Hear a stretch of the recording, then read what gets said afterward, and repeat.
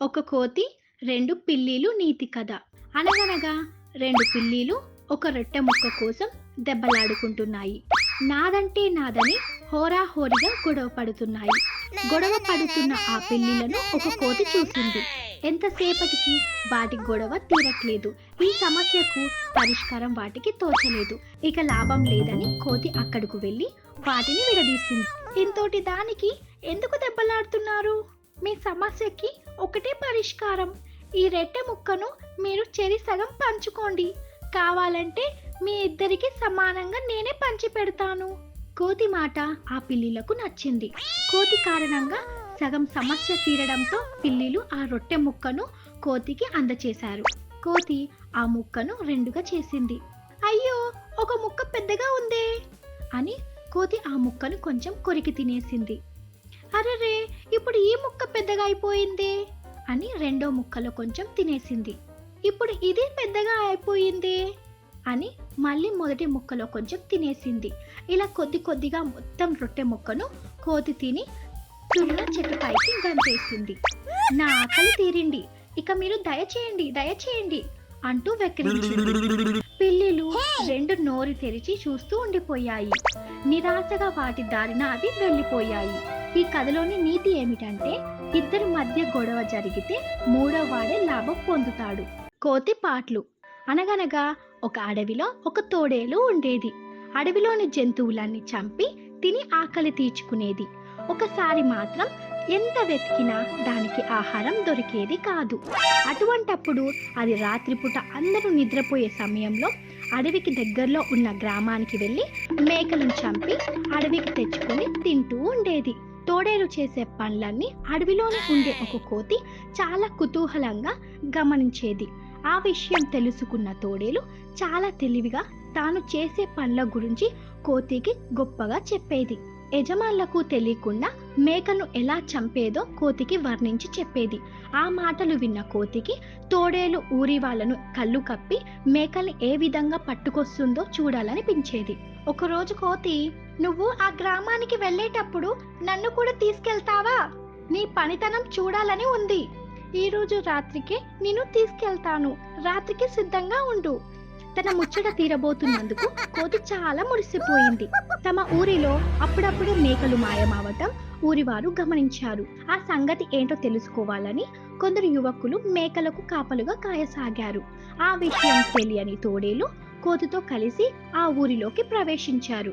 మేకలను తినడానికి వాటి దగ్గరకు తోడేలు వెళ్ళటాన్ని ఆ యువకులు గమనించారు. మేకలు ఎలా మాయమవుతున్నాయో వారికి అర్థమయ్యింది. వెంటనే తోడేలుపై కర్రలతో దాడి చేశారు. పక్కనే ఉన్న కోతిని కూడా కొట్టసాగారు. ఆ దెబ్బలకు తట్టుకోలేక కోతి, మీ మేకలని తినటానికి వచ్చింది తోడేలు, నేను కాదు కదా, నన్నెందుకు కొడుతున్నారు? వదిలేయండి. తోడేలుకు సాయంగా వచ్చావు, నిన్ను మాత్రం ఎలా విడిచిపెడతాం అంటూ కొట్టసాగారు. ఆ యువకులు తోడేలు వైపు తిరగగానే కోతి నెమ్మదిగా అక్కడి నుంచి తప్పించుకొని బతుకు జీవుడా అనుకుంటూ అడవికి చేరుకుంది. ఇంకెప్పుడు ఇలాంటి బుద్ధి తక్కువ పని చేయకూడదనుకొని లెంపలు వేసుకుంది. అప్పటి నుంచి అటువంటి పనులకు దూరంగా ఉండసాగింది. నీతి: చెడు చేయకపోయినా చెడు చేసే వారి పక్కన ఉంటే ప్రమాదాలు తప్పవు. అంటే బుర్రెపాయే నీతి కథ. ఒకానొక అడవిలో సింహం రాజుగా విధులు నిర్వహిస్తుండేది. అయితే సింహం దగ్గర చాలా ఆవులు, గేదెలు, మేకలు ఉండేవి. సింహం వాటన్నిటిని సాదుకునేవాడు. ఆ ఆవులను, గేదెలు, మేకలను మేపడానికి ఒక నక్కని కాపలిగా నియమించుకుంటాడు. నక్క ప్రతిరోజు ఉదయాన్నే వెళ్ళి ఆవులను, మేకలను, గేదెలను తీసుకొని వెళ్ళి సాయంత్రం కాగానే తిరిగి ఇంటి దారి పట్టేది. నక్కకు ఇది దినచర్యగా మారింది. అలా కొన్ని రోజులు గడిచాయి. ఆ రోజు ఉగాది పండుగ కావడంతో తన యజమాని అయిన సింహం నక్కను దగ్గరికి పిలుచుకొని, ఓయి నక్క, ఇదిగో ఈరోజు పండుగ కదా, మా యువరాణి బూరెలు చేసింది, నీకు 2 ఇవ్వమనింది, నీవు ఇవి తీసుకొని వెళ్ళి తిను. సరే రాజుగారు అని వాటిని ఇంటికి తీసుకువెళ్తుంది. ఏమోయ్, ఉన్నావా అని తన భార్యని పిలుస్తాడు. ఏంటి అని తన భార్య బయటకు వస్తుంది. ఇగో మా యజమాని తినడానికి బూరెలిచ్చాడు, తిందాం రా. వాళ్ళు అవి 2 బూరెలను భార్యాభర్తలు చెరొకటి తింటారు.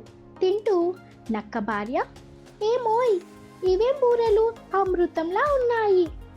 ఇలాంటివి నేను ఎప్పుడు తినలేదు. అవును, నేనెప్పుడు తినలేదు. మనం కూడా ఇలాంటి బూరెలు చేసుకుందామా? అవును అంటుంది. మరుసటి రోజు నక్క బూరెలు చేయడానికి కావాల్సిన పదార్థాలు తీసుకువచ్చి, ఏమోయ్, ఇగో బూరెలు చేయడానికి కావాల్సినవన్నీ తెచ్చాను. నేను పశువులను కాయడానికి వెళుతున్నాను. నేను తిరిగి వచ్చే వరకు బూరెలు చేసి ఉంచు. వచ్చిన తరువాత తిందాము అని చెప్పి నక్క వెళ్ళిపోతుంది. పిండి కలిపి బూరెలు చేస్తుంది. వాటిని చూడగానే ఎప్పుడు తినాలి, ఎప్పుడు తినాలో అని కుతూహలం వేస్తుంది. నేను ఇందులో నుండి ఒకటి తింటాను. నా భర్తకు నేను ఎన్ని చేశానో తెలియదు కదా అనుకుంటూ ఒకటి తింటుంది. మరి కాసేపటికి మరొకటి తింటుంది. అలా అలా తింటూనే ఉంటుంది. సాయంత్రం కాగానే భర్త ఇంటికొస్తాడు. ఓయే, బూరెలు తీసుకురా, తిందాం. సరేనని భార్య తీసుకొస్తుంది. వాటిని చూసిన భర్త, ఏంటి కొన్నే ఉన్నాయి? నువ్వు తీసుకొచ్చిన పిండికి 3 అయ్యాయి. నేనేం చెయ్యాలి? నేనేమైనా తిన్నానా ఏంటి? నీవెప్పుడొస్తావో అని నా కళ్ళు కాయలు కాసేలా ఎదురు చూస్తున్నాను. సర్లే, తిందాం పటు అనుకుంటూ చెరొకటి తీసుకొని తింటారు. మరొకటి మిగిలింది కదా, ఇది నాకు అని భర్త. కాదు, నాకు అని భార్య. నేను అన్ని సరుకులు తెచ్చాను కావున నాకు. లేదు లేదు, నేనే కష్టపడి చేశాను కావున నాకు. అలా ఆ రెండు గొడవ పడుతూ వాదించుకుంటాయి. అలా కొంత సమయం గడిచింది. అవి రెండు ఒక నిర్ణయానికి వచ్చాయి. సరే, మనిద్దరం పడుకుందాం. ఎవరు వచ్చి పిలిచినా ఊ ఆ అనకుండా ఎవరు ఎక్కువ సమయం ఉంటారో వారికి ఈ బూరే, సరేనా? ఈ పందానికి సమ్మతమేనా అంటుంది భార్య. భర్త సరేనని రెండు పడుకుంటాయి. కదిలితే బూరే ఎక్కడ పోతుందో అని భర్త ఉదయమైనా లేవలేదు. తన యజమాని దగ్గరికి వెళ్ళలేదు. తెల్లవారి ఎంతో సమయం గడిచినా వారు లేచి బయటకు రాకపోవడంతో ఇరుగు పొరుగు వారు వచ్చి పిలుస్తారు. కానీ బూరె కోసం వారిద్దరూ పలకనే పలకరు. లాభం లేదు, ఎంత పిలిచినా పలకడం లేదు. ఏమైందో లోపలికి వెళ్ళి చూద్దామని చూస్తారు. అవి రెండు పడుకొని ఉన్నాయి. ఇరుగు పొరుగు వాళ్ళు ఎంత పిలిచినా లేవకపోవడంతో వారిద్దరూ చనిపోయారని వాటిని శ్మశానానికి తీసుకువెళ్ళి కట్టెలపై పడుకోబెట్టి నిప్పు పెట్టగానే ఆ మంటలో చూసిన నక్కలు రెండు అరుస్తూ ఉరుకుతాయి. అది చూసిన సింహం మిగిలిన వారంతా నక్కలు దయ్యాలుగా మారాయి అనుకుంటూ అక్కడి నుండి ఒకరికి ఒకరు దొరకకుండా పరుగు తీస్తాయి. నక్కలు వేరే అడవికి వెళ్ళి ఆ బూరెలను 2 ముక్కలు చేసుకొని, నీకు సగం నాకు సగం తిన్నుంటే బాగుండేది. మనం ఇలా చేయడం వల్లనే ఆ బూరెలు పాయే. ఊర్లోకి వెళ్లకుండా అయ్యాము. మనం వెళ్తే మనల్ని దయ్యాలుగా భావిస్తారు. కావున ఇలాంటి తెలివి తక్కువ పనులు ఎప్పుడు చేయొద్దని అనుకున్నవి. కోతి చెప్పిన నీతి కథ. రామచంద్రపురంలో రంగయ్య అనే రైతు ఉండేవాడు. ఆవు పాలను పట్నం తీసుకెళ్లి అమ్మేవాడు. చిక్కనైన ఆవు పాలు అమ్మడానికి ఖ్యాతి తెచ్చుకున్నాడు రంగయ్య. పట్నంలోని ఒక వీధుల్లో అందరూ రంగయ్య దగ్గరే పాలు కొనేవారు. రంగయ్యకి ఓ రోజు పొలంలో పని ఉండడంతో కొడుకు సుబ్బయ్యని పాలు తీసుకెళ్లమన్నాడు. సుబ్బయ్య పాలు తీసుకొని వెళ్తూ దాహం వేసి ఓ బావి దగ్గర ఆగాడు. అప్పుడు అతనికి ఒక దురాలోచన వచ్చింది. తన దగ్గరున్న 5 లీటర్ పాలకు 5 లీటర్లు నీళ్లు కలపాలి అనుకున్నాడు. తన దగ్గర 5 లీటర్ పాలకు 5 లీటర్లు నీళ్లు కలిపాడు. తండ్రి మీద నమ్మకం ఉంది కాబట్టి తాను నీళ్లు కలిపినా ఈ ఒక్క రోజుకి ఎవ్వరికి అనుమానం రాదనుకున్నాడు. ఆ పాలని పట్టుకెళ్లి అందరికి పోశాడు. తండ్రి కంటే రెట్టింపు డబ్బులు సంపాదించినందుకు గర్వపడ్డాడు.